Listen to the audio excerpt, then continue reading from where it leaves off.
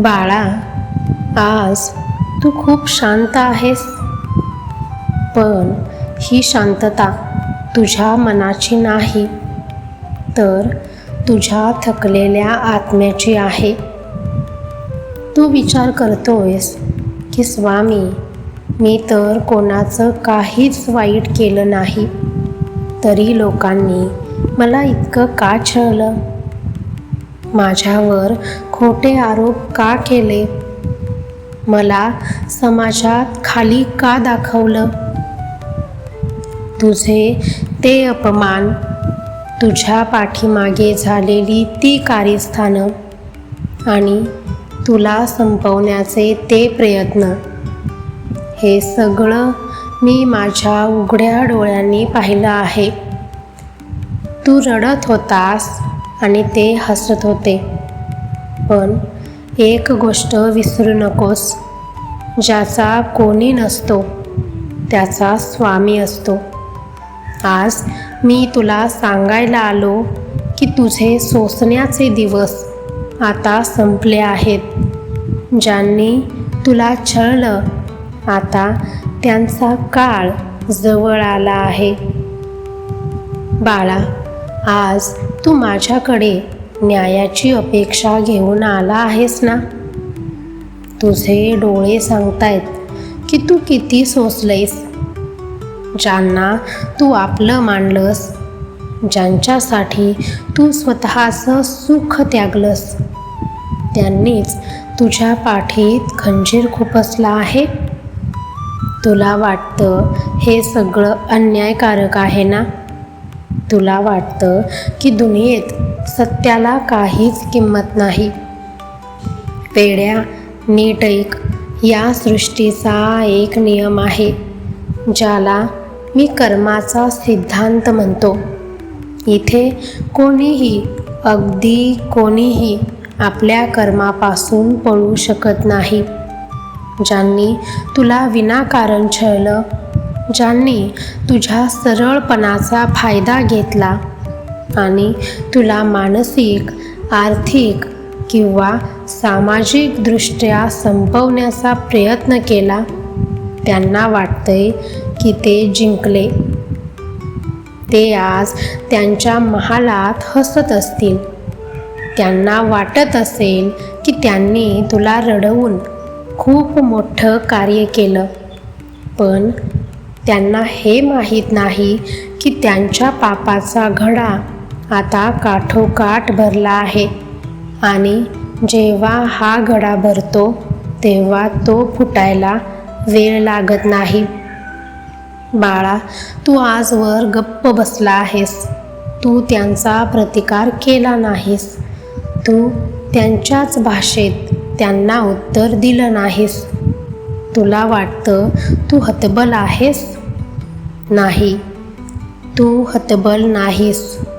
तू संयमी आहेस आणि जो संयम राखतो त्याची केस खुद्द ब्रह्मांड नायक लढतो. जेव्हा तू शांत राहून माझा नामजप करत होतास, तेव्हा मी तुझ्या शत्रूंच्या प्रत्येक कुटील चालीची नोंद ठेवत होतो. निसर्गाचा न्याय हा माणसाच्या न्यायासारखा नसतो. माणसाचा न्याय कधी कधी चुकू शकतो, पण माझा न्याय कधीच चुकत नाही. ज्या हातांनी तुला ढकललं, त्याच हातांना आज मदतीसाठी कोणापुढे तरी पसरावं लागेल. ज्या जिभेने तुझ्याबद्दल विष पेरलं, तीच जीभ आज स्वतःच्या कर्माच्या कडू फळाने जळणार आहे. तू फक्त थोडा वेळ थांब, कारण ही वेळ सर्वात मोठं औषध असते आणि वेळच सर्वात मोठी शिक्षाही असते. ज्यांनी तुझा काळ खराब केला, आता त्यांचा काळ आला आहे. तुला प्रश्न पडला, स्वामी, इतके दिवस का लागले? बाळा, कच्चं फळ तोडण्यात मजा नसते, ते पूर्ण पिकू द्यावं लागतं. त्यांच्या पापाचं फळ आता पूर्ण पिकलं आहे. इथून पुढे त्यांच्या आयुष्यात अशा काही घटना घडतील की त्यांना कळणारही नाही की हे सगळं कुठून येतंय, पण त्यांना आतून एक जाणीव नक्की होईल की हे सगळं त्यांनी तुझ्यासोबत केलेल्या अन्यायाचं फळ आहे. तुझा अपमान झाला कारण तुला मोठं व्हायचं होतं. सोन्याला जोपर्यंत आगीत जाळत नाही तोपर्यंत त्याचं मूल्य वाढत नाही. त्यांनी तुला आगीत टाकलं, पण त्यांना हे माहीत नव्हतं की तू सोन्याचा गोळा आहेस. तू त्या आगीतून लख्ख होऊन बाहेर पडला आहेस आणि आता तीच आग त्यांना भस्म करायला निघाली आहे. तुला सूड घेण्याची गरज नाही. तुला कोणाचं वाईट चिंतण्याची गरज नाही. तू फक्त शांतपणे माझ्या नामात दंग राहा. ज्यांनी तुला आज वाऱ्यावर सोडलंय, उद्या त्यांना तुझ्या सावलीची गरज भासेल, पण तेव्हा मी त्यांना तुझ्यापर्यंत पोहोचू देणार नाही. हा माझा तुला शब्द आहे. बाळा, तू जेव्हा रात्रीच्या अंधारात उशीवर तोंड दाबून रडत होतास, जेव्हा तुला वाटत होतं की तुझे हुंदके ऐकायला या जगात कुणीच नाही, तेव्हा मी तिथे होतो. तू विचार करतोस की तुझे ते अश्रू व्यर्थ गेले. तुला वाटतंय की तू एकटाच हा दुःखाचा डोंगर उपसतोयस. वेड्या, तुझा प्रत्येक अश्रू हा माझ्यासाठी एक अर्घ्य आहे. तू जेव्हा जेव्हा रडला आहेस तेव्हा तुझा तो प्रत्येक थेंब मी माझ्या तळहातावर झेलला आहे. तुला छळणाऱ्यांना वाटतंय की त्यांनी तुला रडवून तुला कमकुवत केलं. त्यांना वाटतंय की तुझे अश्रू म्हणजे तुझं अपयश आहे, पण त्यांना हे माहीत नाही की भक्ताचे अश्रू जेव्हा जमिनीवर पडतात तेव्हा ते साक्षात ईश्वराला युद्धासाठी पुकारतात. तुझे ते डोळे जे अन्यायामुळे पाणावले ते आता त्यांच्या विनाशाचे कारण बनणार आहेत. मी तुझ्या प्रत्येक अश्रूचा हिशोब व्याजासकट पूर्ण करणार आहे. ज्यांनी तुला रडवलं त्यांना आता रडायला जागा उरणार नाही, अशी परिस्थिती मी निर्माण करणार आहे. तू विचारतोयस, स्वामी, मी इतका चांगला वागलो तरी माझ्याच नशिबी हे रडणं का? अरे, हे अश्रू तुझे नाहीत, तर तुझ्या आत असलेल्या त्या पवित्रतेचे आहेत, जिला या जगाने अस्वच्छ करण्याचा प्रयत्न केला. पण तू घाबरू नकोस. तुझे हे अश्रू आता तुझे वज्र बनले आहेत.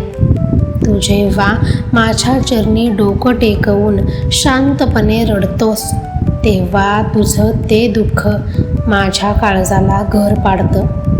आई जशी आपल्या रडणाऱ्या बाळाला कुशीत घेते आणि त्याच्या डोळ्यातलं पाणी आपल्या पदराने पुसते, तसंच माझा पदर आज तुझ्या डोळ्यांवर आहे. तुला जाणवतंय का तुझ्या मनावरचं ते ओझं आता हलकं होतंय? कारण मी तुझी सर्व पीडा स्वतःकडे घेतली आहे. तुझ्या डोळ्यात आता भीतीचे नाही तर विजयाचे अश्रू असायला हवेत. कारण ज्याचा कैवारी स्वामी असतो त्याचे अश्रू कधीच वाया जात नाहीत. ज्यांनी तुला तुझ्या कठीण काळात एकटं सोडून दिलं आणि तुझ्या रडण्याची थट्टा केली त्यांना आता तुझी गरज भासणार आहे. पण लक्षात ठेव, तेव्हा तू त्यांच्यासाठी उपलब्ध नसशील. मी तुला अशा उंचीवर नेऊन बसवणार आहे जिथून तुला खाली बघण्याची गरज उरणार नाही. तुझे हे अश्रू म्हणजे तुझ्या आयुष्यातील नकारात्मकतेचा निचरा होता. आता तू शुद्ध झाला आहेस. तू लख्ख झाला आहेस. तुझा अपमान करणाऱ्यांना आता तुझं हसू बघून जळफळाट होईल.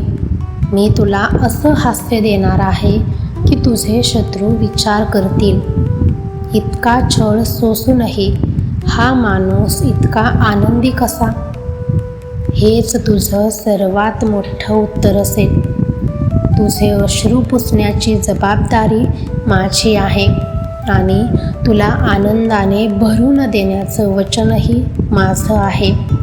इथून पुढे तू फक्त माझ्या नामात दंग राहायला शिक. बाकी रडवणाऱ्यांचा बंदोबस्त मी माझ्या पद्धतीने बघून घेईल.